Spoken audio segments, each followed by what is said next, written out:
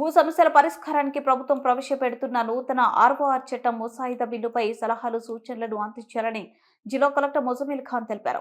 జిల్లా కలెక్టరేట్లోని conference hall revenue అధికారులు, న్యాయవాదులు, నిపుణులతో నూతన రెవెన్యూ చట్టం 2024 ముసాయిదాపై వర్క్ షాప్ నిర్వహించారు. నూతన రెవెన్యూ చట్టం 2024 ముసాయిదా బిల్లులో పేర్కొన్న అంశాలు, ఈ బిల్లు తీసుకురావడంలో గల ఉద్దేశాన్ని జిల్లా రెవెన్యూ అధికారిని ఎం రాజేశ్వరి వివరించారు.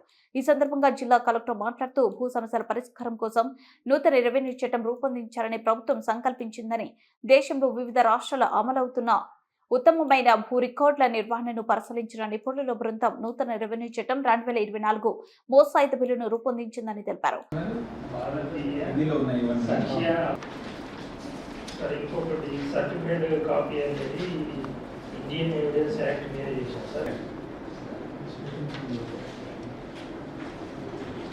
నిజం తెలిసినా, స్థానిక పరిస్థితి తెలిసినా కోర్టుకు పంపించే పరిస్థితిలో ఉండే మనం 3-4 సంవత్సరాల నుంచి.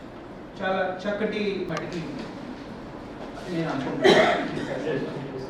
వెళ్ళిన భూములు కూడా పాస్బుక్లో ఎంత అవ్వగానే అదే ఆధార్ లింక్ అయిపోతాయి. నేను అలా జరిగినప్పుడు ఎలా ఇంటర్ప్రిట్ చేశానంటే, మన పాస్బుక్ మన ఖాతా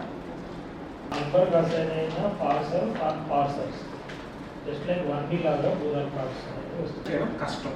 అమ్మితే ఆటోమేటిక్గా నాలా అయిపోతుంది, పర్మిషన్ ఇచ్చినా అవ్వకపోయినా నాలా అయిపోతుంది. ఈ భూదార్ నంబర్ సర్వే గురించి ఈ బిల్ ఇస్ సైలెంట్. సర్వే గురించి bill is silent. Field officers అందరికీ ఒకే అభిప్రాయం ఉన్నట్టు నాకు కూడా తెలుస్తుంది.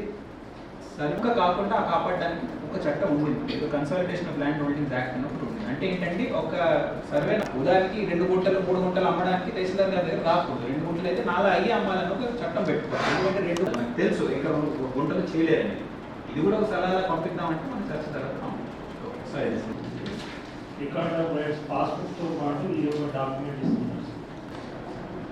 ఎంత చిన్న ముక్క నమ్మాలనేది కూడా యాక్చువల్లీ. ఉదాహరణకి నా దగ్గర ఎకరం ఉంది, భూదార్ నంబర్లన్నీ ఫర్ ఎగ్జాంపుల్ 5తో స్టార్ట్ అవుతాయి. 5000 అంటే అవన్నీ గవర్నమెంట్ నంబర్లు. ఎప్పటికి కొనుగోలు చేయడం, ఎప్పుడు కొనుగోలు రాలేదు. ఇప్పుడు మనకి ఏమవుతుంది, సర్వే నంబర్ 160. ఈ మన అబ్జెక్షనబుల్ ల్యాండ్స్, మన భూదాన్, రాక్స్, ఎండోమెంట్ రైతులకు సంబంధించి ఫర్దర్ క్రెడిట్ ఏజెన్సీస్కి డేటా అలా ఉంచేస్తే ఓకేనా? ఆర్డీఓ గారికి ఇప్పుడు పెండింగ్ అప్లికేషన్స్ అన్ని ఏ రకంగా మనం మళ్ళీ పరిశీలించాలి? ఒకసారి ఆల్రెడీ స్క్రూటినీ జరిగింది, మళ్ళీ ఒకసారి పేపర్ని సృష్టించుకున్నారు. ఆ డేట్ తర్వాత సృష్టించుకున్న వాళ్ళది ఏం చేయాలి? అప్పుడు అప్లై చేసి పరిష్కారం కాని వాళ్ళది ఇప్పుడు ఏ పద్ధతిగా మనం స్క్రూటినీ చేయాలంటే అవసరం. మూడోది, ఇది రెవెన్యూ ఫంక్షనరీగా మాట్లాడితే ఫీల్డ్ అఫీషియల్స్ లేవు స్క్రూటినీ చేయాలన్నా. గ్రామ స్థాయి ఫీల్డ్ అఫీషియల్స్ లేనప్పుడు అది కూడా బిల్లులో ఎక్కడ మాట్లాడడం జరగలేదని, ఒక విలేజ్ అఫీషియల్ ఉంటారనేది ఒక వేరే రకంగా ప్రెస్ ద్వారా విన్నాం, కానీ అఫీషియల్గా నామినేషన్ కాలేదు.